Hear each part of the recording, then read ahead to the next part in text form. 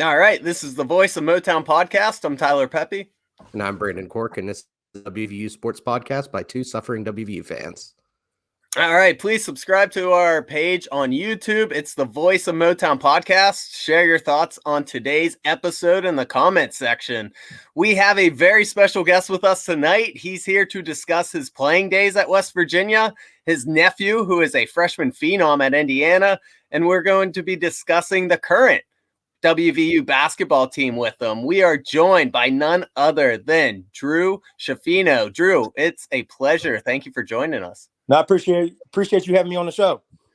Oh, excited to chat with you. I mean, I remember watching you whenever I was just a teenager, and you're always a fun, electrifying player to watch. So it's going to be a little nostalgic for me to get to talk to one of the players that I watched so much whenever I was a kid. I appreciate that. Make me feel old now, man. 41. All right. Well, let's start by discussing your playing career because you are a heck of an athlete, as Brandon was just saying.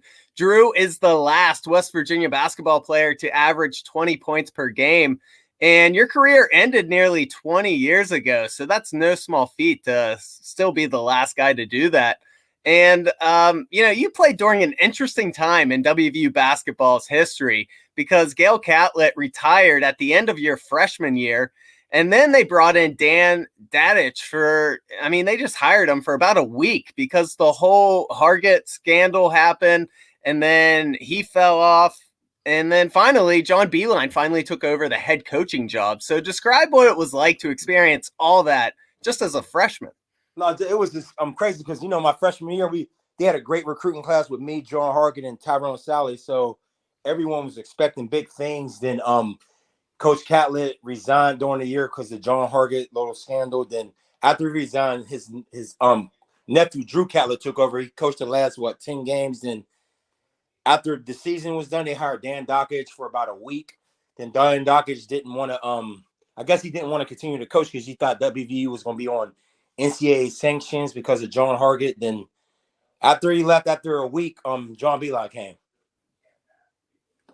Yeah, and I remember going through that time. I mean, I was just kind of starting to follow sports, and seeing Gail Catlett, kind of resign after being there for so long was kind of a shaky time at WVU. I mean, no one really knew who Belein was. I mean, he came from Richmond, and we were all like, "What? They play basketball?" like, so Yeah. Really interesting times. How did you feel when they hired Belein? Obviously. Now, when they hired Coach Beilein, I didn't, like you said, I did not really, back then we didn't have social media really, so you couldn't really look up things like that. So I knew he was at Richmond. I knew he was a successful coach, but I really didn't have too much information on Coach Beilein. Yeah. So what was your initial impression once he arrived on campus? Coach Beilein was probably the best coach I had. He was a smart guy. He really wasn't, he had no, I don't know, his personality with the players. He didn't connect with the players, I'm gonna say. So you wouldn't call him a players coach then? No, he definitely wasn't players coach. Like Coach Huggins, I know Coach Huggins, and if you got any problems outside of basketball, just like Coach Catlett, you can go to him and talk about personal life and stuff like that. But with Coach Beilein, was none of that at all. It was just strictly basketball, and that was it. That's interesting because he was looking at how his career played out. I mean, he was super successful at Michigan, but once he ended up at Cleveland, there was always rumors about how he couldn't connect with players. So that's what it was. Like you mentioned that. Yeah, it was. Yeah, I always said that. He was a great coach, one of the best coaches, probably the best coach I ever had. Just he couldn't connect with players at all. Well, I mean, you bring up he was excellent with the X's and O's, and there's no doubt about that. I mean, what was it like playing in Beilein's system versus Gail Catlett's system? Because it was like night and day the way they coached. It was night and day. Beilein, I guess he probably, for real, to be honest, man, with Pittsnoggle and Pat Beilein, he probably started that 3-point. To be honest, he probably was the first guy team shooting 3-pointers, everyone shooting 3-pointers. So it was new to me because I wasn't a 3-point shooter. I was more like a slasher and stuff like that. But it was new. It was cool. It was, man, like I said, it wasn't really. I averaged 20 points. Really wasn't my style, but he was great with guys getting, like Pittsnoggle thriving in his offense, shooting threes. But it was definitely different. But I think he created that whole thing with everyone shooting threes on the team. Yeah, definitely. I mean, I was always a fan of watching those teams, and the Sweet 16 run always comes to mind where we took the huge lead against Louisville and then blew that lead, but it was all 3-point shooting. Yeah, they got to the lead. They almost got that was the Elite Eight game right there. Yeah, Elite Eight. That's what it was. Yeah. And it, kind of circling back to your career, you were dismissed in your junior year, and you were currently on a 48-game streak of scoring 10 or more points, which is just insane when you say it out loud. Were you caught off guard when you were dismissed? And remind us what happened. Yeah, I definitely was caught off guard, but I kind of knew in Coach Beilein we never really had a relationship with each other. So I always felt like he was waiting for me to do something to get rid of me. So him, like I said, he was a great coach, but him and I just never got along off the court and just never had a relationship as a player and a coach. What was it that made you guys butt heads so much? Back then, he first of all, he never recruited me. So when coaches don't recruit you, they're really not loyal to the guys they don't recruit. So he brought all his players in and was more loyal to their players. But I understand that's just college is a business, though. When a guy don't recruit you, he really don't have no loyalty to you. But it's just, I guess, my personality and his coaching. And plus, WVU was the first big school he was at, so he was really never, I guess, around that top elite talent. So he didn't know how to take a couple guys on the team. But I don't know. Like I said, I don't really want to talk bad on him like that, though. But him and I just never connected off the court or on the court. Yeah, I completely understand. And, thinking about it now with the transfer portal, I imagine if there's a transfer portal back then, you would have been a hot commodity. So what made you end up at Cal U of PA instead of taking a shot somewhere else? Yeah, I had to go to, back then, you lose a year and have to sit out a year. So a lot of schools wasn't given, transferring back then was difficult. WVU, they had to give you permission you could transfer to. They blocked a lot of transfers. You couldn't transfer in the conference. So it was just different back then. But if it happened now, it would have been I'd have transfer after my sophomore year. It would have been a whole different situation. But, we live in a different time of age now with the transfer portal. Yeah. It's wild. Charles Barkley made some headlines by his comments this past weekend about the transfer portal and NIL. What's your thoughts on all that? Because like you said, that stuff really wasn't around when you were playing. My thoughts on it, like now, the coaches can't control the player. Like back then, the coaches controlled the player. I knew a lot of guys who got kind of like screwed over with the coach, and back then you couldn't transfer. But I feel like the transfer portal really protects the player a lot. Like if a player don't like a situation or a coach get fired, he can leave and transfer without being penalized. But I do like the transfer portal. Then the NIL, I love the NIL situation also. Yeah, I definitely think it's good at the heart of it. I'm all for players having more protections. I mean, I look at the coaching change situation that you were in. I mean, that's a great reason to allow a kid to go somewhere else because, like you said, it's about relationships. And if you don't want to make a kid suffer with someone that they just don't get along with. And coaches can leave anytime they want for another school, a better situation. It's like back then the player couldn't leave for a better situation. So I felt like the player was always penalized for doing what they want to do, but a coach can just leave anytime they want without being penalized. Yeah, you bring up a great point. Obviously now you have a love for WVU, but initially when you were dismissed from the team, did that ever leave a bad taste in your mouth? Did that affect the way you saw West Virginia? Yeah, I'm not gonna lie. I had good friends on the team, like Tyrone Sally was on the team. Kevin Pisnoggle, him and me had a good relationship. Actually, I talked to him a couple weeks ago. But no, it's one of them things like you're rooting for your teammates, but at the same time, you don't want that success to happen because you're not on the team. I was put in a weird situation. Like I wanted the players to do well, but I'm not gonna lie, you don't want the team to do good because it's like, damn, I should be on that team. But it was a weird situation though. But for a while I didn't really root for WVU. Then Coach Huggins took over. Great guy, great coach. So I started rooting for WVU again. That's great to hear. It's great to, find you circled back and start loving the university again. So speaking of Huggins, what type of relationship do you have with him? Are you in contact with him or, you noted that you're a fan. So just kind of want to dig in there. No, back in the day, back in high school, he recruited me and stuff like that. And actually I thought he was going to come to WVU after Coach Catlett retired. It was rumors Coach Huggins was going to come back, but him and the AD didn't see eye to eye, so he didn't come. But I had a couple. I went down a couple summers ago, and Huggins remembered me, my days. Then we had a relationship. Then they was recruiting my nephew. They were recruiting my nephew Jalen Hood-Schifino a little bit. So we had a relationship with that. We're talking with him and the assistant coaches at WVU. But like I said, Coach Huggins is he loves his players. His players love him. He's a guy you can talk to. You can talk to. You don't have to talk basketball with Coach Huggins. You can talk about life and different stuff. But like I said, Coach Huggins is a great coach and a great person. Yeah, 100%. And I mean, obviously, most guys want to play for him. Do you think your strong personalities would have complemented each other? I mean, you see how he handles Eric Stevenson. They seem to get along great, and he's a fiery player. Yeah, I needed a coach like that tough love. I needed a coach like Coach Huggins.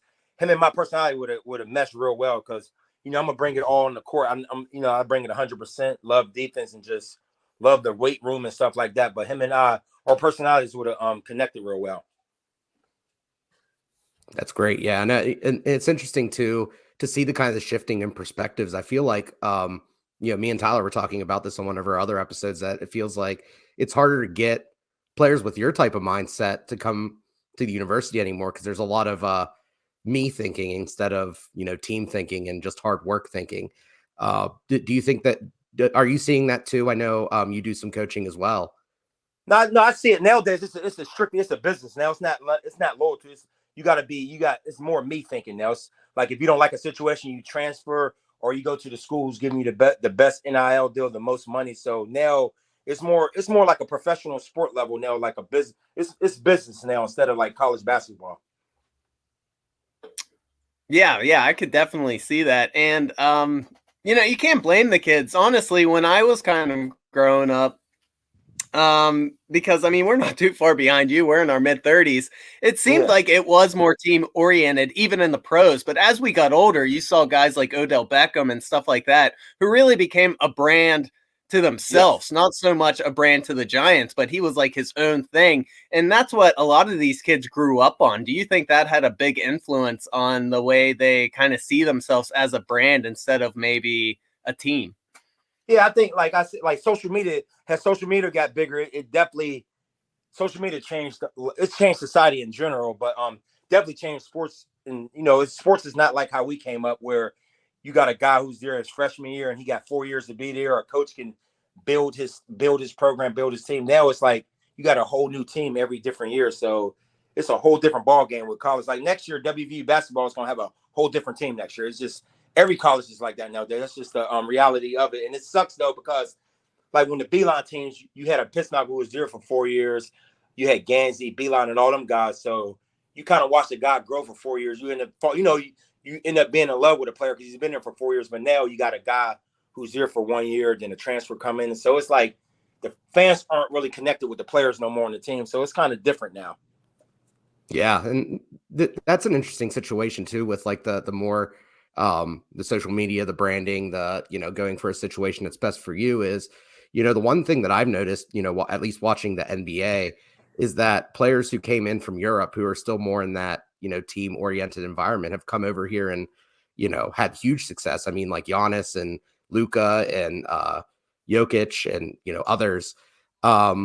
Where, maybe some of the younger players now coming in from college are, it takes them a couple of years, unless you're Zion Williamson, of course, to get their footing. So do you think that there's a way to balance that, make sure that you're in a situation that helps you, but also how to deal with adversity and play as a team player? It's just, I always say I played overseas. I always felt like I did feel like European players were better. That they're not talented better wise than Americans, but they're overall wise basketball. They're better basketball players, and they play more as a team as far as individual though. But back to the recruiting, you just got to go to the best situation, the best school to fit you. Absolutely, yeah. Yeah, I'm with you. And, kind of how this whole interview came about, you stated that WVU would be a top 10 team if they were in the ACC instead of the Big 12. And obviously, me and Brandon agree with you there. But what is it that makes the Big 12 just so tough? Because I feel like they have been the best basketball conference for several years now. And look no further than who's in the championship every year if you need proof of that. Yeah, they won the last 2 championships, Baylor and Kansas. But my thing with the ACC is, with the Big 12 is, even like the Big 10, it's no nights off. Every team is good. Even you look at a team like Oklahoma or Texas Tech, it's not an easy win. In the ACC, the terrible teams are terrible. So it's like you go against a Boston College or Georgia Tech, that's an automatic win. I feel like in a conference like the Big 12, it's no automatic wins like the ACC. And I do feel like, I'm from Pittsburgh, but I hate Pitt. So look, Pitt's second, third in the ACC, and WVU beat them by 25 at Pitt. So I don't know. I just think Big 12 basketball is just way better than ACC. Back in the day, ACC was good because it relied on North Carolina and Duke. You see them teams aren't really as good as they used to be. So I do feel like the ACC basketball is kind of down now. Even in football, I think it's down. Yeah, absolutely. I mean, I think it's always been fun as a WVU fan to always play in the toughest conference. I mean, the Big East days where we got to play our conference tournament in the Garden was always marquee event. So it's kind of a gift and a curse to be in the Big 12 for WVU, because while we're playing among the best and we get to get challenged every week, it would be nice to have some breathing room occasionally. It'd be nice though, but also you gotta look at it. It's good to be in the Big 12 because WVU's they're not having a good Big 12 season. But if you look at the projections, Joe Lenardi's Phillips 64, WVU's in the tournament. Look at a team like Pitt. Pitt's second and third in the ACC. WVU actually has WVU with a better seed than Pitt, and Pitt's third in the ACC though. So that just gives you how much respect people give the Big 12 and how much respect they don't give to the ACC. So playing in a tough conference like the Big 12, I feel like if you finish in the top 8 every year, you can go to the tournament. Top 8, top 9. Yeah. And if you look at the net ratings, Big 12 conference is number 1. ACC is only 7th amongst conferences. Yeah, I can believe. I think the Big East is better. The new Big East is better than the ACC. Yeah. I mean, if you look at the rankings, a lot of people agree. And even if you look, WVU, like you said, is still projected to go to the tournament. They're ranked 25th in the net rating, and they're the 8th best team in the Big 12. Whereas you look at the ACC's 8th best team, Wake Forest, they're all the way down to 72. So just further proving what you just said, from top to bottom, the Big 12's the superior conference. Yeah, definitely. And that WVU's, like I said, they're not having a great year in the Big 12. But I do think this WVU team is a good team. And I think if they get in the tournament at a 10, 11 seed, them top seeds don't want to play a team like WVU. I think I think they're good, though. Especially if Stevenson's on, they can be tough to beat. Absolutely. What do you think? How many more wins do you think WVU would have if we weren't in the Big 12 and we were in, say, something like the ACC? I honestly think WVU being a top 15. Like, I'm not even. I know I don't like Pitt though, but I really think they'd be in the top 10, top 15 because you're not going against. Look at their. If you look at their schedule, they play Kansas State, then right after that they play Baylor, then right after that they play Texas. We're talking about 3 teams who are Final Four caliber teams. In the ACC, I don't think it's a Final Four caliber team in the ACC. But maybe Virginia though, but besides that, I think WVU is better than everyone in the ACC. Only team that might be better would probably be Virginia, but I think WVU, they win the ACC, they will definitely be a top 10, top 15 team right now. Yeah, and speaking of Virginia, I know they have a West Virginia native on their team, Neely or McNeely. Yeah. It would have been great to have him on this team. Unfortunately, he went to Virginia. He went to Virginia, a very good 3-point shooter. Absolutely. We could use him, I think, right now. Another consistent outside shooter would be huge, in my opinion. Yeah. They had the guy from Ohio State, McNeil, he was at WVU. Then what's the other? They had a guy from UNLV. Oh, Cottrell. No, the UNL, the white kid from UNLV. McCabe, yeah. Then also you got the guy who transferred to Baylor, Bridges. So WVU lost some very good players, though. Absolutely. They did. Yeah, and let's talk about that roster a little bit. What do you think WVU's biggest strength is, in your opinion? What makes this year's team special? Because you got what, 4 guys averaging double figures. So you got a balanced team who can score and stuff like that. Huggins teams is always going to play tough defensively, but They're very tough one. I love Trey. I know Trey Mitchell. He's from Pittsburgh, so I remember when he was in middle school. So Trey Mitchell's a good player, but I think it's all about Eric Stevenson. Eric Stevenson get it going on. He's a good shooter. If he can get it going on early, like I said, WVU is tough to stop. But Eric Stevenson, I really love his game. I like it. I like it when he's playing with his sweat. You got to see guys like that. You got to let him play with his. I know he talk a lot of shit out there, but he plays better when he plays like that. When he plays with a swag, he can be out there chirping, talking shit. He plays better. When you hold him back, basketball is when you hold him back. I don't think he's a good player. He's still a good player, but he's better when you let him be himself. Yeah, 100%. It's just like anything. I mean, you just gotta let people have their own personality. When you try to make them be someone they're not, they're not going to perform at their best. Yeah, especially basketball is a very emotional sport, and it's very basketball is more. If you got confidence out there, you could be a real good player. I know guys who are very good with no confidence, and I know guys who aren't that good with confidence. And basketball is all about confidence. You got confidence out there, you're good.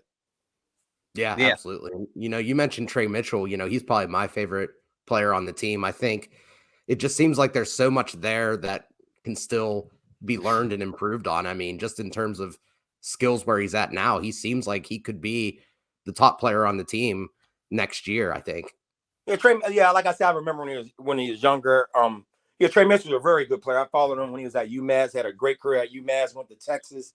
He did decent at Texas. Just didn't really work out for him like that. But Trey Mitchell was a very good player. Yeah, 100%. And you brought it up. I think the biggest difference between this year's team and last year's team is they have multiple people they can rely on. So if someone's having an off night, someone else can step up. Whereas last year, it seemed like you either had Taz or McNeil had to get hot. And if you didn't have either one of them, you were going to have a very low scoring game. Whereas this year, like we just saw on Saturday, you just need one guy to catch fire and, you can knock off a top 15 team. Yeah, last year, their offensively last year was disgrace last year offensively. But I just felt like last year's team, I don't know, something was missing. They didn't really play with that fire, that heart like Huggins teams usually play with. So last year was just I don't know if it was a lot of times, with basketball, it can be locker room problems inside the locker room. But last year they just didn't play. It just didn't look like that WVU team last year. They was very terrible offensively last season. Yeah, absolutely. And speaking of, maybe the more negative side of the team, what do you see as the weakness to this team currently? Is there a certain type of player they're missing right now? I know Eric Stevenson is a great shooter. I still feel like they're missing that go-to guy. You can give him the ball and just get a bucket real quick. Don't have to hit that open. Eric Stevenson can shoot. He's a great outside shooter, but I still feel like they might be missing that guy they had, like Deshaun Butler, or someone who can just get a bucket for you if they have to get a bucket for you, a 3 or 2. But like I said, they have a good team though. But you can always work on your outside shot. I feel like when Eric Stevenson's not hitting, not shooting, that's when WVU is not performing real well. Yeah, I mean, we have that player, I think, on the roster right now. He just can't play, and Jose Perez. I mean, that guy was a bucket. That whole NCAA thing I thought was kind of bullshit. He couldn't be eligible to play. His coach get fired. I don't understand why they didn't make him. I don't understand why he's not eligible. I think it was kind of BS. Oh, absolutely. I couldn't agree more. I mean, he got railroaded. It's not right. Yeah, but if they had that guy, that's what I meant to say. That's a guy they're missing who could take them to the. If they had that guy, I think that WVU would definitely be in the top 4 of the Big 12 right now. Yeah. Wow. I'm with you. And, I understand if he would have just left Manhattan out of nowhere, why they might have denied him. But the fact that his coach left right before the season started and they're not allowing him to play, it just makes no sense. I wish they would give more of an explanation as to why they made that decision. Yeah, it was kind of a mess up decision they made. I did feel like he was going to eventually get eligible, but just it was unfortunate he was ineligible this season. Yeah, I mean, maybe it'll work out for both parties, for WVU and Perez, if he comes back next year and has a huge year. But let's talk about next year a little bit. This team has a lot of seniors and it's going to have to replace a lot of these guys. So what young guy on WVU's roster really impresses you the most? The funny thing you bring that up, because it's crazy though, because you really can't talk about next year basketball because the whole team, just in the whole country, every college basketball team is going to be different next year. The transfer portal, you got guys, you don't know. It's going to be guys who transfer from WVU. It's just obvious. That's how it is in college basketball now. You're going to have 2 or 3 or 4 guys transferring. So it sucks though, because back in the day, you can be like, this team's going to be good in a year. Then in 2 years, this team can make a Final Four run. Sucks nowadays. I don't know how WVU's team's going to be next year. I don't know if they're going to be good. They might be great, or they might be one of the worst teams in the Big 12. It's just hard to you can't really predict no more in the college sports world, football or basketball. Yeah, that's a great point. I mean, even looking at the football side of things, I mean, we lost guys who were playing to the transfer portal, and we've done that for the past several years, and it's just kind of crazy sometimes, as a fan. Obviously I love WVU. I'm a Coach Rod fan, Coach Hogerson. I'm not a Coach Neal Brown fan at all. So we aren't either. I don't know. I still talk to it. Like, I'm real close with Pac-Man Jones. I know a lot of the former players, and to be honest, I don't know. I don't think no one likes Coach Brown. I don't think he has no personality. He's not connected with the WVU family. I don't know. I think they need a WVU guy there at West Virginia. Absolutely, yeah. I mean, you had Pat McAfee. He's a big time WVU guy. He said some things on ESPN about Coach Neal Brown. So that, if you're gonna go, he's on the national TV talking about him. So that speaks volumes where people think about Coach Brown at WVU. Yeah, I mean, we were during the off season. Well, we're in off season now, but we've been kind of beating the drum of Tony Gibson, because West Virginia native, great defensive coordinator. I think he could really bring us back to where we need to be. I know everyone want Coach Rod back. I don't think it would happen, but I don't know if he came back. I don't know if he still have that Coach Rod magic he had in the early 2000s at WVU. Yeah. I agree with you about that. And I mean, we take a lot of heat for what we say about Neal Brown, and we try to be fair. Honestly, me and Brandon, we didn't really turn sour on Neal Brown being here until about halfway into this past season. And it was kind of just like, we've seen enough. We don't think it's getting better, but we still take heat all the time on social media about these people who just still ride or die with him. And don't get me wrong, I hope Coach Brown is very successful next year, but if I'm a betting man, I just don't see that happening. I don't understand these fans who are just, they seem like they're in denial still. Yeah, they're in denial. But I stopped being a fan of Coach Brown the first game of the year, 4-1. I think it was 4-1 against Pitt. You're on the road against a ranked team, and he decides to punt it. I don't understand why. I mean, they were up by 7, wasn't they? Yes, I think they're up by 7. It's not like you're up by 2 and you get short field and kick a field goal. It was up by 7. I felt like they had the running game going. I felt like if they had got a first game, the game would have been over with. And that, a big game like that, beating a ranked team, a rival, I think I would have changed the whole season. One game can change the whole season. Oh, for sure. I mean, that's kind of like a loser's mentality whenever you do that. That's a loser mentality right there. And that rubs the players, probably a certain way. It sends a message like, I just don't trust you to go get this 1 yard. And it's not a good way to go about things, in my opinion. Yeah, no, I was kind of pissed that game. So, like I said, I hope he does well. I don't, I predict he won't do well, but like I said, I hope he does well. But I don't know.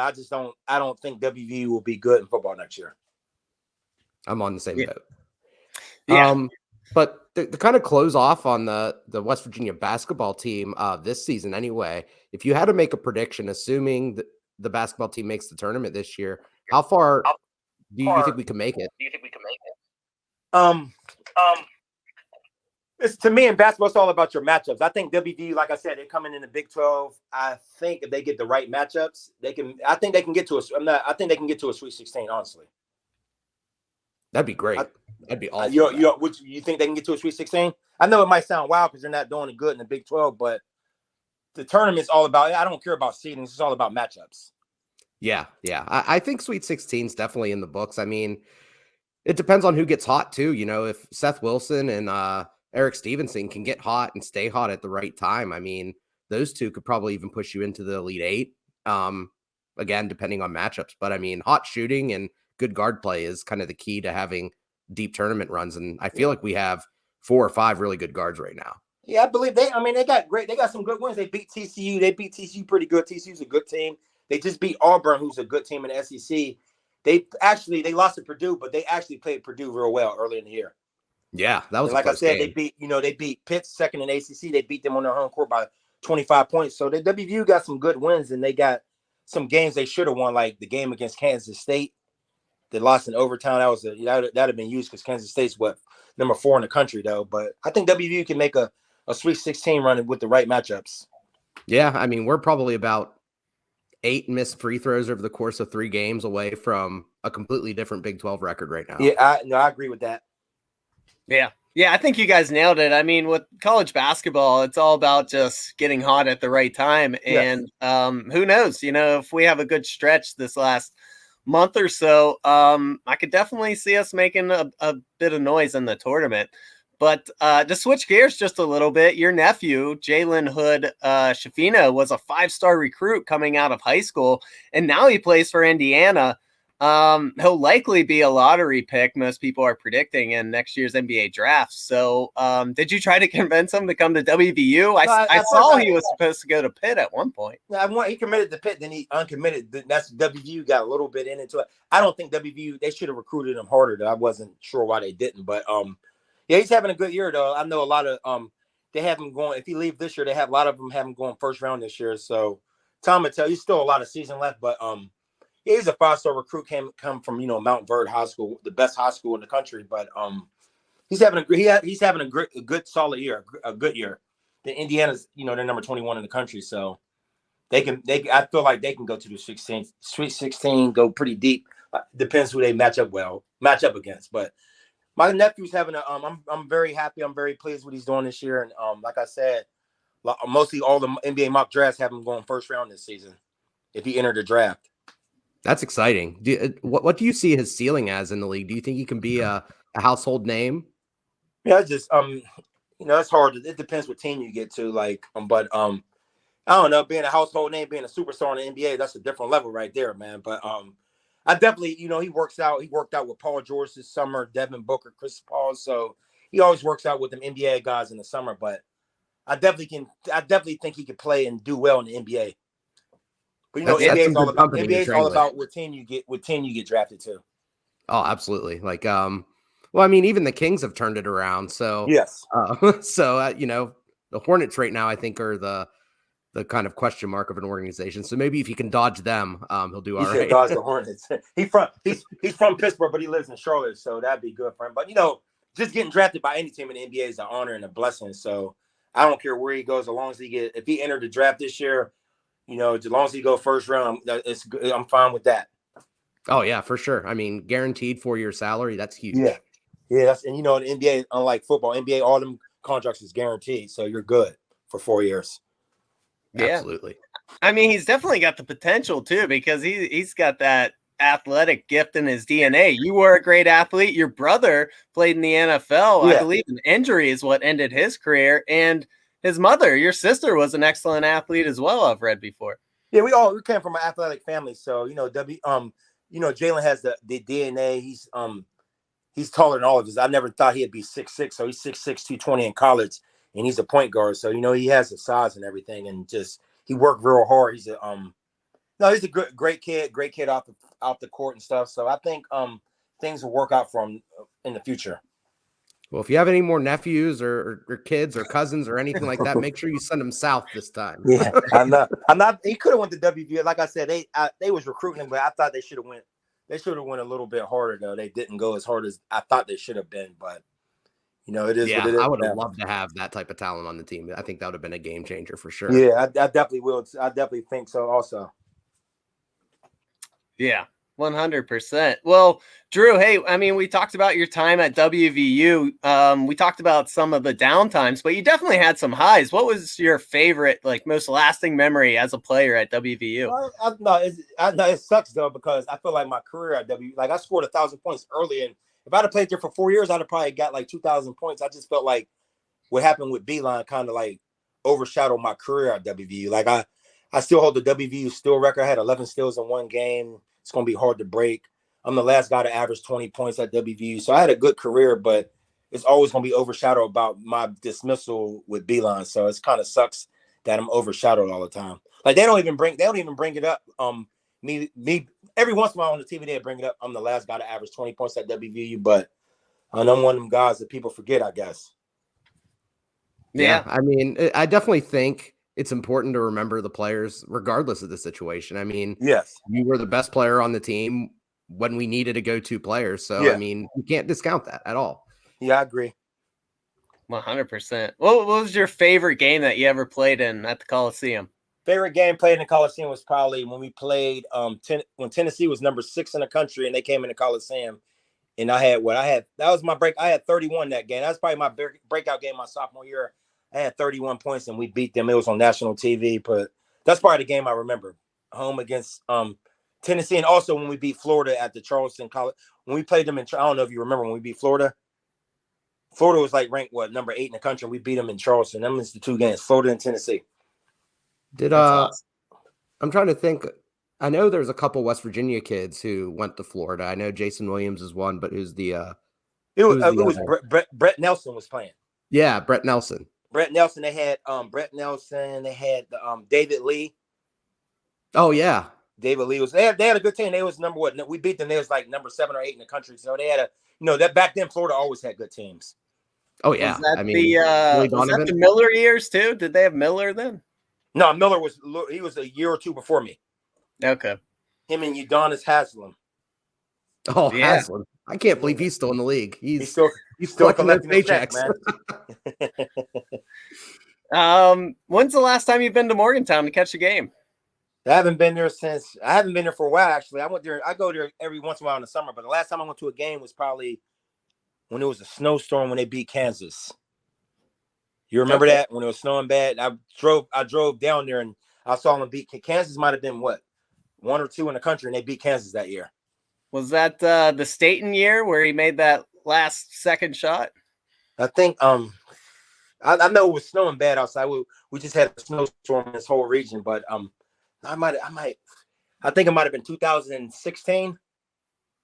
Okay. Yeah, that probably was. I haven't been. I was supposed to go to the game against Texas. It just haven't got down there yet.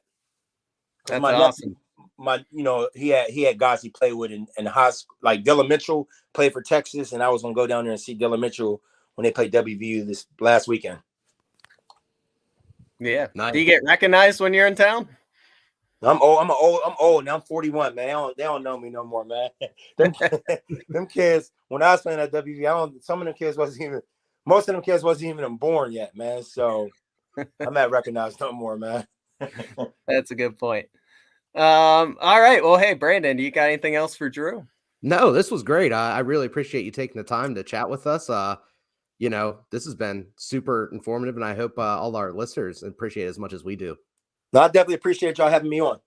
Yeah, 100%. Hey, man, maybe we can run it back when WVU's in the tournament. We can talk some West Virginia basketball. Oh, yeah, you can talk. Hopefully, I wish WVU and Indiana get matched up in the tournament. That would be great. Oh, that would be perfect. That'd be perfect. But put me on, man. Just give me a call. Let me know. I appreciate it. Hey, Brandon just asked a good question. Who are you going to be rooting for that game? I definitely got to root for families first, man. Got to root for the family. That is true. That's a good answer right there. Very good answer. But I always root. WVU is my second team right now, but WVU Indiana is my 2 teams. All right. Yeah, that's fair. All right. Hey, Drew, appreciate it, man. I appreciate it, man. Thanks. Have a good night. Okay. See you. Okay. You too. All right, guys. Hey, that was an awesome interview. We really appreciate Drew hopping on. I don't know if you guys are old enough to remember him play, but he was an excellent player. If you do remember him, I hope that brought back some good memories. And yeah, that was just a pleasure. What do you think, Brandon? Yeah, I thought it was great, and I really appreciate his openness to discuss things. Obviously his career didn't end on the highest note, but it's great that he's still a WVU fan, and it's great that, he's able to reflect on it and just kind of understand things as they are instead of holding a grudge. So, also love all of his basketball information. It's definitely fun to talk basketball with someone who clearly really knows the game well. Yeah, I couldn't agree more. He's got a great outlook on life, it seems like. So hopefully we can be joined by him down the road. It was fun talking basketball with him. Let us know what you think about the episode in the comments. Let us know if you got any memories of Drew's playing days at WVU, and we'll catch you guys next time. Thanks, everyone.